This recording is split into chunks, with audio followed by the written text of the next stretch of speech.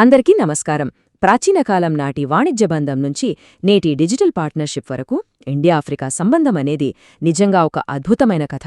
సరే, మరి రోజురోజుకీ బలపడుతున్న ఈ పవర్ఫుల్ భాగస్వామ్యం గురించి మనం ఈరోజు కాస్త లోతుగా తెలుసుకుందామా? ఈ మధ్య మన ప్రధానమంత్రి నమీబియా, ఘనా ఇంకా ఇథియోపియాలలో పర్యటించడం చూశాం కదా. ఈ విజిట్స్ ప్రపంచం దృష్టిని ఒక్కసారిగా ఈ రిలేషన్షిప్ మీదకు మళ్లించాయి. శతాబ్దాలుగా ఉన్న ఈ బంధానికి ఒక కొత్త ఎనర్జీ వచ్చింది. అందుకే ఈ కీలకమైన సంబంధం గురించి ఇప్పుడు అనలైజ్ చేయడం చాలా ఇంపార్టెంట్. ఈ విశ్లేషణలో మనమేం చూడబోతున్నామంటే, ఫస్ట్ అసలు ఈ పార్ట్నర్షిప్ ఇప్పుడు ఎందుకు ఇంతగా వార్తల్లో నిలుస్తుందో చూద్దాం. ఆ తర్వాత వేల సంవత్సరాల నాటి చారిత్రక మూలాల్లోకి ఒకసారి వెళదాం. అక్కడి నుంచి నేటి ఎకనామిక్, పొలిటికల్ సంబంధాలు ఎలా ఉన్నాయో గమనించి డిజిటల్ ఫ్యూచర్ వైపు ఎలా కలిసి నడుస్తున్నారో చూద్దాం.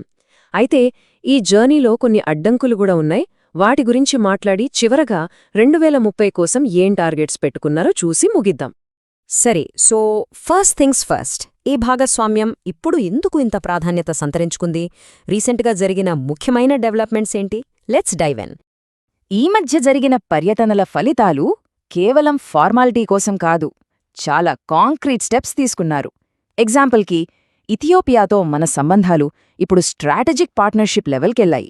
అంతేకాదు, అక్కడొక కొత్త డేటా సెంటర్ ఏర్పాటుకు ఒప్పందం జరిగింది. G20 ఫ్రేమ్వర్క్ కింద వాళ్ల అప్పుల రీస్ట్రక్చరింగ్కి కూడా ఓకే చెప్పారు. ఇవన్నీ మన ఎకనామిక్, టెక్నాలజికల్ సహకారాన్ని నెక్స్ట్ లెవెల్కి తీసుకెళ్లే స్టెప్స్ అన్నమాట. ఈరోజు ఈ పార్ట్నర్షిప్ ఇంత బలంగా ఉందంటే దానికి కారణమేంటో తెలుసుకోవాలంటే మనం టైంలో వెనక్కెళ్లాలి.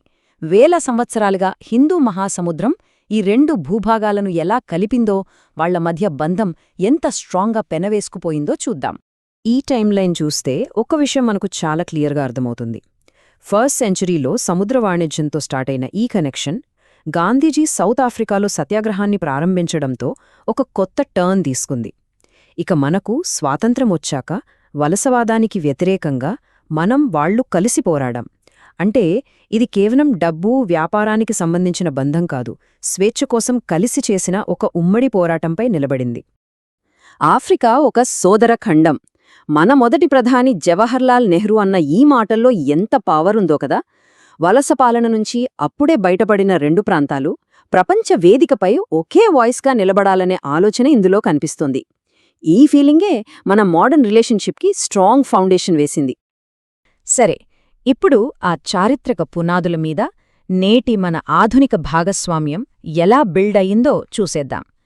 ఈ రిలేషన్షిప్ ఇద్దరికీ ఎంత ముఖ్యమో, ఎంత లాభదాయకమో మనకిప్పుడు అర్థమవుతుంది. ఫ్యూచర్ టెక్నాలజీకి, గ్రీన్ ఎనర్జీకి కావాల్సిన కీలకమైన ఖనిజాల కోసం ప్రపంచమంతా వెతుకుతోంది. కోబాల్ట్, మ్యాంగనీస్ లాంటి వాటిల్లో ప్రపంచంలో ఉన్న నిల్వల్లో దాదాపు సగం ఆఫ్రికాలోనే ఉన్నాయి. దీనివల్ల మన మేక్ ఇన్ ఇండియా ప్రోగ్రాంకి, గ్రీన్ ఎనర్జీ టార్గెట్స్ రీచ్ అవ్వడానికి ఆఫ్రికా ఎంత కీలకమైన భాగస్వామో మనకు క్లియర్గా తెలుస్తోంది. మన మధ్య ట్రేడ్ $100 బిలియన్ మార్క్ని దాటేసింది. జస్ట్ ఇమాజిన్ ఈ నంబర్ ఎంత పెద్దదో. ఇది మన ఎకనామిక్ రిలేషన్షిప్ ఎంత డీప్గా ఉందో చూపిస్తుంది. ఈ భారీ ట్రేడ్తో ఇండియా ఆఫ్రికాకి మూడో అతిపెద్ద ట్రేడింగ్ పార్ట్నర్గా నిలిచింది.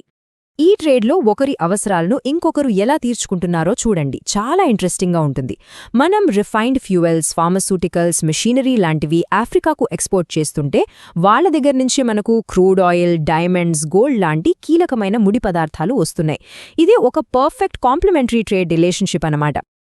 ఇండియా పాలసీలో ఒక ముఖ్యమైన విషయం ఉంది. అదే ఈ కంపాలా ప్రిన్సిపల్స్. సింపుల్గా చెప్పాలంటే, మేమొచ్చి మీకేం కావాలో చెప్పం, మీకేం కావాలో మీరే చెప్పండి, మేం సాయం చేస్తాం. అంటే ఆఫ్రికన్ దేశాల ప్రాధాన్యతలను బట్టే, వాళ్ల అవసరాలను బట్టే మన సహకారం ఉంటుంది.